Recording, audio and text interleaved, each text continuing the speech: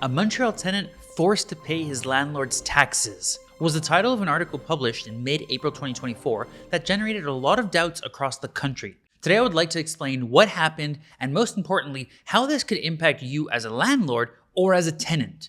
I'm LJ Ginaga, real estate broker at LJ Realties here in Montreal, Quebec. But beyond that, I'm a husband, I'm a father, and I'm your resource for all things real estate. So if you're thinking about making a move and you have questions about the market, feel free to reach out. Give us a call, shoot us a text, or send us an email because we've got your back when moving to Montreal. Watch this video until the end where I will share my best opinion on how to solve having this issue as a landlord. Let's get started. So, what happened? Essentially, a gentleman who was renting an apartment from somebody who turned out to be a non-resident for tax purposes, and it's very important to make that distinction. Somebody can be a citizen of Canada and be a non-resident for tax purposes, meaning that they do not file taxes in Canada anymore for the most part, okay? They decide to file in a different country because they've moved. In this case, this gentleman had been living in the unit for 24 years. For the bulk of the time, he'd been paying rent to one person, and at a certain point, they said, okay, please start paying rent to my sister instead of to me. What turns out to have happened is this person left Canada, moved over to Italy, and was no longer a resident for tax purposes. Now, what happens in Canada when this is the case is the landlord is supposed to remit 25% of the gross rents, what's called an NR4 for filing, in order for the government to receive their funds upfront every single month. And at the end of the year, there's a tax adjustment based on the actual declaration of taxes that is done. So what happened is the gentleman who was the tenant in this situation had no idea that the landlord had moved to Italy. He had always been paying the same account, had always been making the same deposits, didn't really think there was a change, if you will. And CRA came down because they could not reach the landlord and handed him a bill for 6 years worth of back taxes. So his rent was $3,000 a month. The remittance is supposed to be 25% of that monthly times 12 months times 6 years. So the amount was outlandish, to be quite frank. And on top of that, they started charging penalties and interest for this. So let's start off by saying, CRA, how is it that you are going after a tenant in this scenario? You have the property, you can seize the property, you can put a lien on the property. There's so many things that you can do to collect your funds in this case, but you chose to go after the tenant who had no idea and really was completely unprotected in the situation.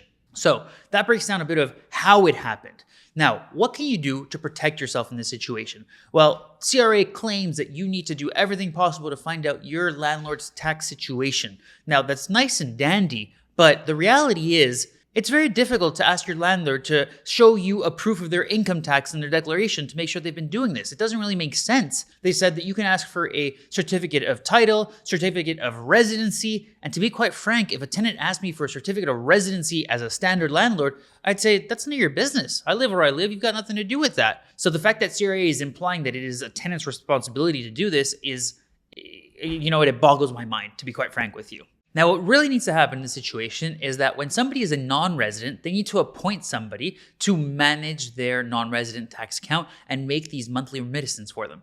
On my property management side, because I do have a property management company, we handle that for all of our non-resident clients. And the few that we do not handle it for ourselves, we know that they have an accountant in place that is doing the monthly remittances to ensure that this would never happen to one of our tenants, because I would be mortified if I had a tenant who was receiving a bill like this from CRA. And to be honest, because if I know this, I, as a property manager, would be on the hook for this amount. So there's a lot of due diligence that has to go into this. And that's why sometimes working with a property manager can be very advantageous because you have an extra layer of protection between yourself and potentially a landlord that lives abroad. It's also obviously much easier to speak to a property manager that's local. He's going to handle things a bit quicker and more efficiently. Now, what else can you do to try and avoid this situation? Well, quite frank, you're going to have to send an email at very least to your landlord to confirm, are you a resident for tax purposes in Canada? Every single year, you would have to be sending this to at least show that you did your due diligence and try to protect yourself on that front. Let's talk about this from a landlord's perspective now. So if you have a property and you're considering renting it out and you might want to manage it yourself or you might want to hire a property manager, let's go over some of the things that a property manager would take care for you. First of all, they're going to collect the rent for you. They're going to go to the rental board if a tenant is paying late or is behind on their rent. They're going to manage that side of the equation. After that, they're going to take care of all the filings, rental increases, RL31s, all of this nitty-gritty paperwork that has to be done every single year, preparation of leases, etc., gets taken care of them. Next, any repairs, maintenance, and general supervision of the property. We do two walkthroughs of all our properties every single year, one in the spring and one in the fall, to make sure that all the caulking is the way it needs to be, that there's no openings, that there's no potential risk for squirrels to get into the property, stuff of that nature. It's very common in Montreal to see yearly damage to a property after the harsh winters that we have. So we want to make sure that everything is rolling smoothly. We go verify all the HVAC systems, heating, hot water tanks, etc., to avoid problems. Really, the more you can prevent, the better it is for yourself and the better it is for the tenants. It just makes for a much smoother relationship. If that wasn't enough for you, they're also going to manage all communications. So we're talking about phone calls, emails, text messages, etc. And if they're a bit more sophisticated, they might even have a portal where the tenant can communicate with the property manager, where you as a landlord can see what's going on. And beyond that, you can follow all the expenses of the property. You can follow all of the rent that's being collected, etc. on that front. So as a landlord, if you want a hands-free solution as to what to do on this case, this offers it for you. Now, you might be wondering, what does this all cost? And we charge at our property management firm 7% of gross rents, plus we simply hand off the expenses as they come. So we don't upcharge you for sending a plumber. We don't upcharge you for those kinds of things. We will charge a fee when we have to re-rent a unit. It varies from half a month to a full month, depending if there's a collaborating broker, because we list all of our properties on Centris to really get the best quality tenants. And we found that by doing so, we avoid a lot of the not so great candidates, and we have just better longer term tenants for our landlords on that respect. And that saves them obviously money longer term.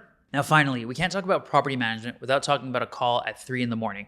And obviously, nobody wants to get out of bed at that time to deal with something. But by having a property manager in place, you've completely handed off this responsibility to another firm that has people in place to do this. Now, there's obviously a fee for these emergency phone calls, but trust me, nobody likes spending an entire night on a roof when it's 4 degrees outside and it's raining and you have a leak happening. It happened to us a couple months ago, and my team was there to handle that so that the landlord wouldn't have to be. You want to make sure that you have as little additional work as possible, and having to pay a bit of a fee for that really isn't a large consideration, is what all of our landlords have told us. So if you're wondering if property management services are right for you, feel free to book a call with me. I'd love to go over the services with you. If you're a tenant and you feel that your landlord isn't really doing a very good job, maybe you should encourage them to look into hiring a property manager that would realistically solve probably half of the issues that you've been having and make it for a much smoother relationship and rental occupation of the property. If you have any questions on this front, please feel free to reach out to me. Thank you so much for watching, and I hope that nobody has to deal with the bill that this gentleman was dealt from CRA,